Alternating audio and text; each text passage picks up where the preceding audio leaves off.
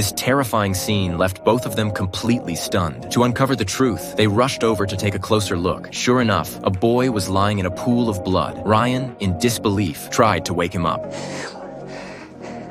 Come on. But the bullet had gone straight through the boy's head. He was already gone. As Ryan stood frozen in shock, the boy's father came running over after hearing the gunshot. Sorry. When the father saw the person responsible, his expression shifted from shock to pure hatred. He immediately grabbed the gun from the ground and aimed it at Ryan. Ryan quickly tried to explain that it was all an accident, but the father wasn't listening at all. All he could think about was avenging his dead son.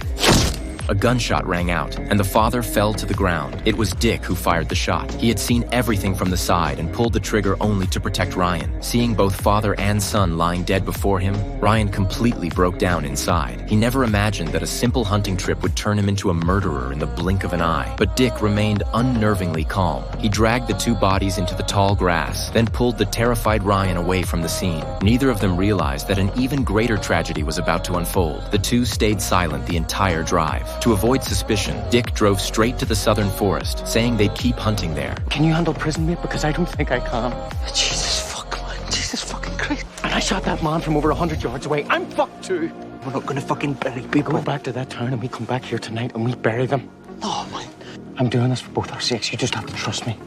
Ryan had no choice but to go along with it. To make the story more convincing, they stopped by a nearby town, showed their faces at a small convenience store, and deliberately mentioned that they'd been hunting in the southern woods. After setting up this alibi, they checked into a small motel for the night. But as soon as they entered the room, they realized something was off. They were supposed to be hunters who'd spent the whole day outdoors. Staying inside all night would definitely raise suspicions among the locals. So they headed to a crowded bar in town instead. What they didn't expect was to run into the town mayor there. Evening. Join us, if you like.